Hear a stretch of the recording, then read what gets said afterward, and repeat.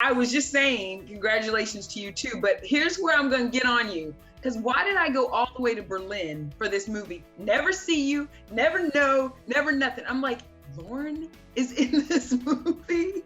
Oh, man, we missed each other. Yeah, we went all the way to Berlin to set. And I'm like, how did I not get to see Lauren? Oh, wow. I was in and out. It was a very, it was a crazy time in my life.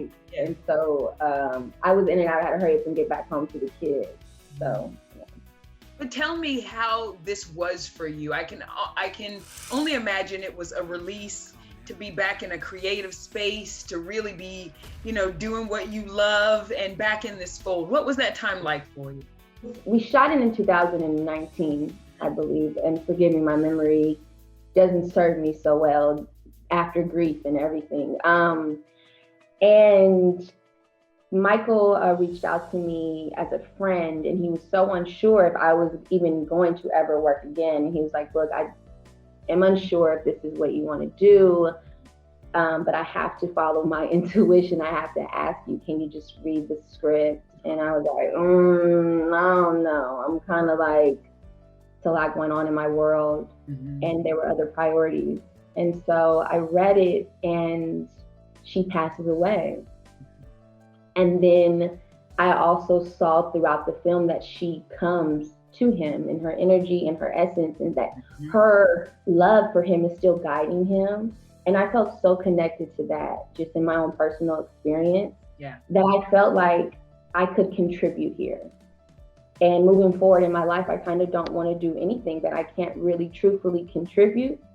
And I felt like I could truthfully contribute to this project. Well, first of all, that gives me goosebumps just hearing you say that.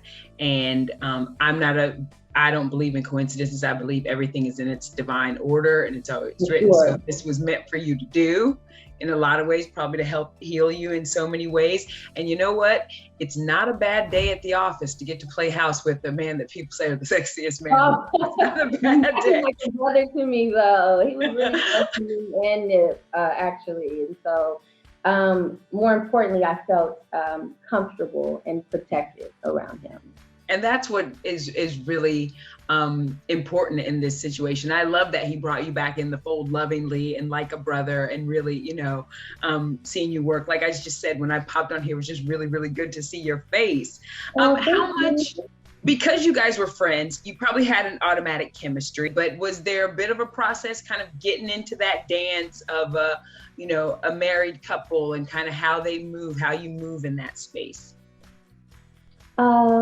Because you are the emotional heart and soul of this film. Yeah, but I think just, my experience of just my own loving relationship with my beloved, me being a mother, it's not hard for me to tap into my tenderness at 36. So I'm 36. So when I was younger, I didn't have too much experience in love and care and vulnerability. And I think now, just at my age and just my experience in love, no, it wasn't hard. I think also just being so vulnerable in life and open, you go with it. Do you think, Lauren, that it was important too for your babies to see you taking steps back to getting into the work? Yeah. Mm-hmm. And yes, that example?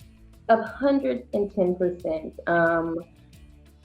Because we can't live in our cave. We can't stop. We do have a purpose, all of us. And it's important for my sons to see me moving forward with grief.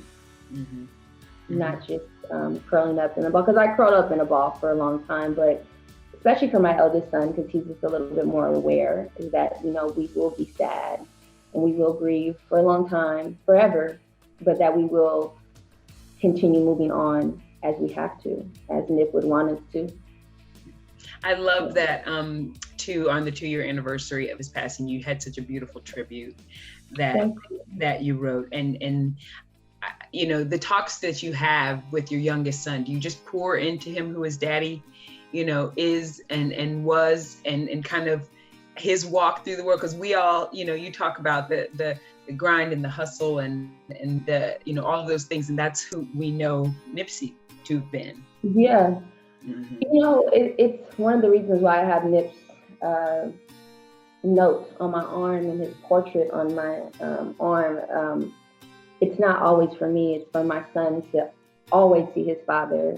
I love it. You know, I want my son to, every time he sees his mom, he sees his dad. And, you know, Nip is very alive in our household. So, yeah. He's aware. He acts very much like his father. So. Well, you know what? That's actually, I think, probably soul soothing for you in some ways to know that.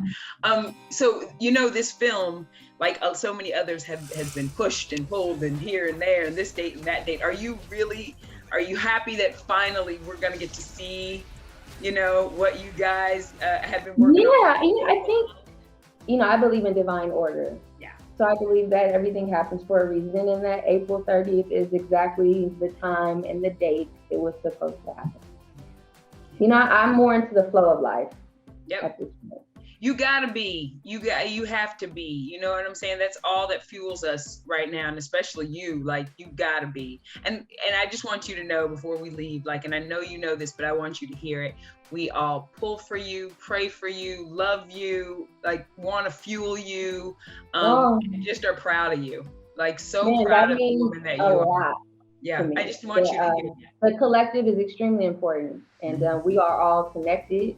And man, I think prayers outside of my personal family have kept me afloat.